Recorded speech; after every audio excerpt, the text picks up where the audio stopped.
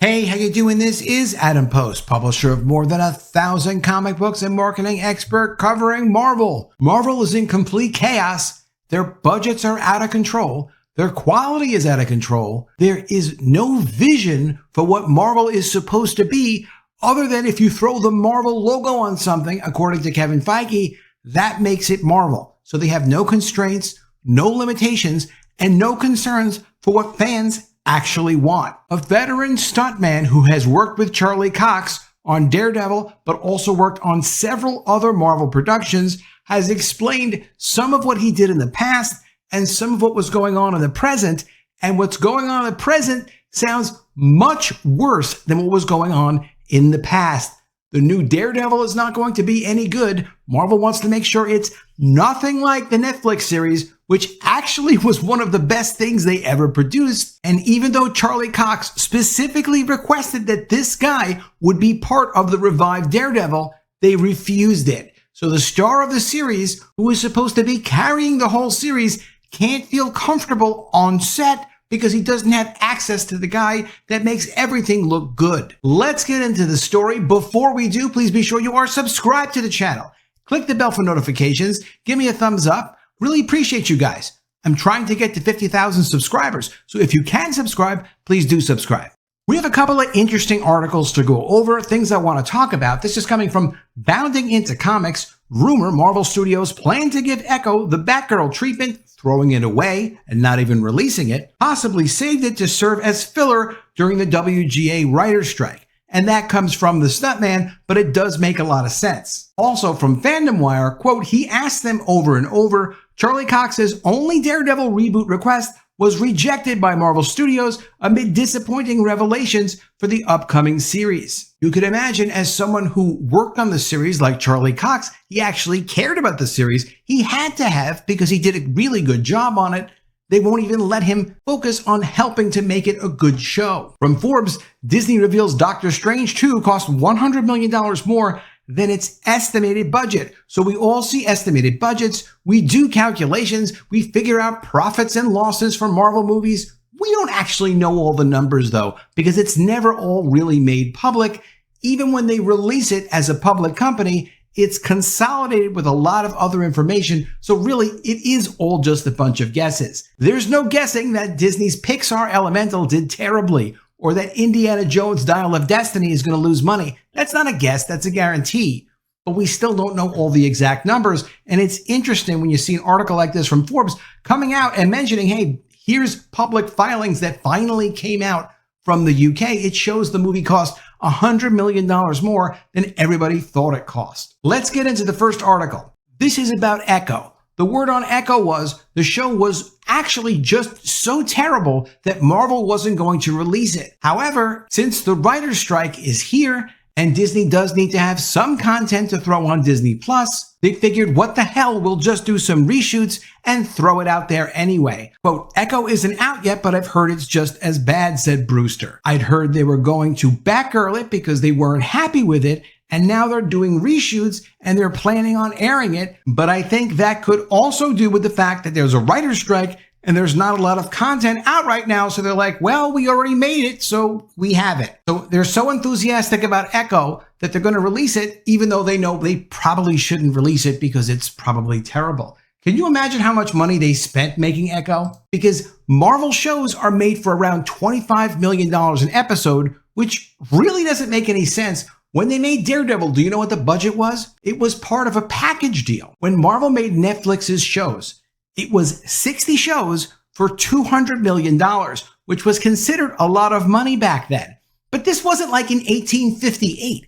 This was in 2014. It's an average of around $3 million an episode, a little bit more, plus another million or so in tax rebates, because you get rebates when you do the production and you bring a lot of work to a city or wherever you're filming it. So even at a $4 million per episode budget, compare that to $25 million, and particularly compare that to shows that nobody is really raving at when you talk about the Disney Plus Marvel shows. As a point of comparison, Sandman cost $15 million per episode, and Netflix was going to cancel it even though it was one of its hottest series because Netflix didn't like the idea that it was so expensive. So what is exactly going on? with Marvel producing $25 million per episode shows?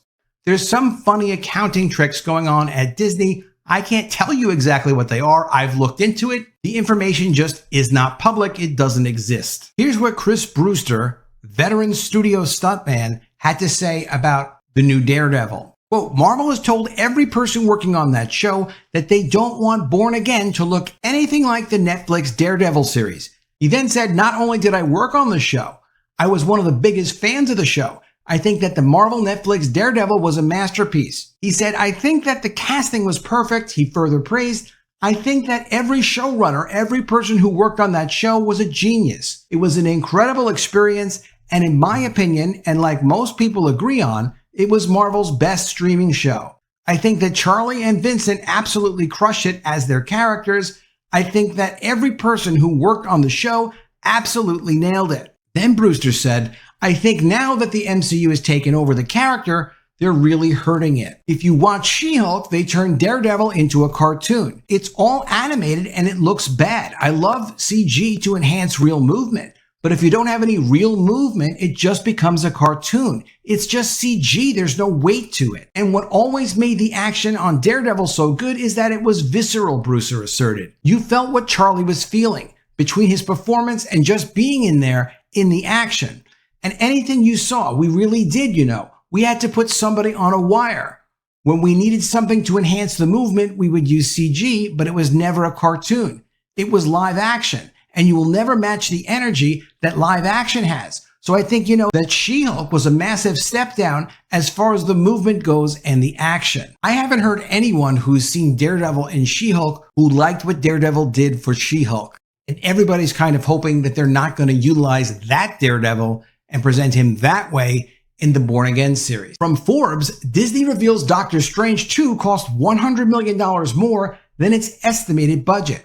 Disney has revealed that last year's blockbuster Doctor Strange in the Multiverse of Madness cost $94.5 million more to make than the movie's $200 million estimated production budget. The sequel to 2016's Doctor Strange stars Benedict Cumberbatch as the eponymous wizard who travels through different dimensions to stop Elizabeth Olsen's Scarlet Witch from catching a young girl with magical powers. As they reported, the movie was filmed in the United Kingdom, and this shines a spotlight on their spending. Movies made in the UK are eligible for cash reimbursement of up to 25% of the amount they spend there, provided it represents at least 10% of the total cost of the film. As with all UK companies, its financial statements are released in stages long after the period they relate to.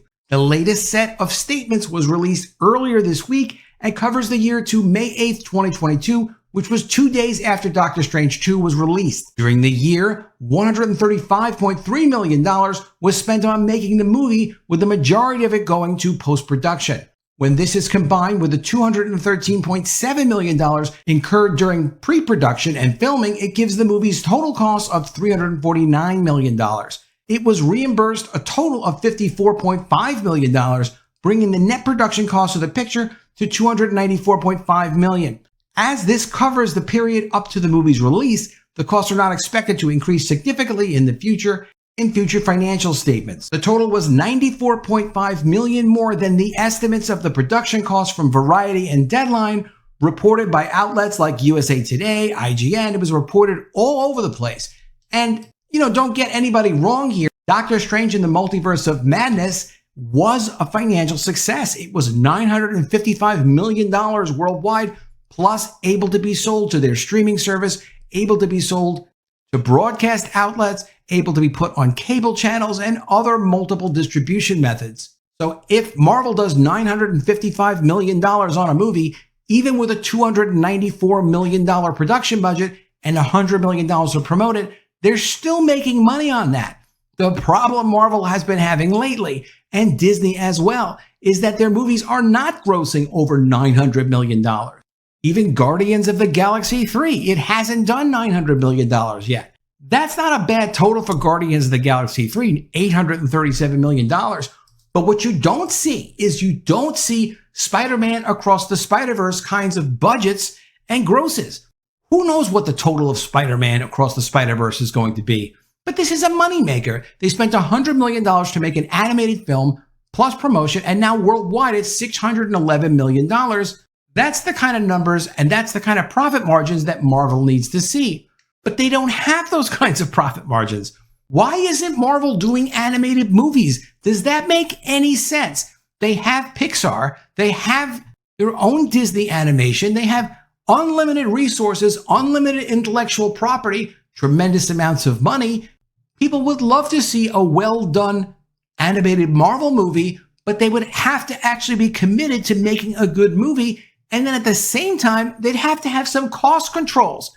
To see Doctor Strange and the Multiverse of Madness come out, that's a $300 million. They spent $294 million making that movie net of the tax rebate. So that's fine. The tax rebate, when the budget is reduced because of the tax rebate, there's nothing wrong with that. That's cool. Those numbers make sense.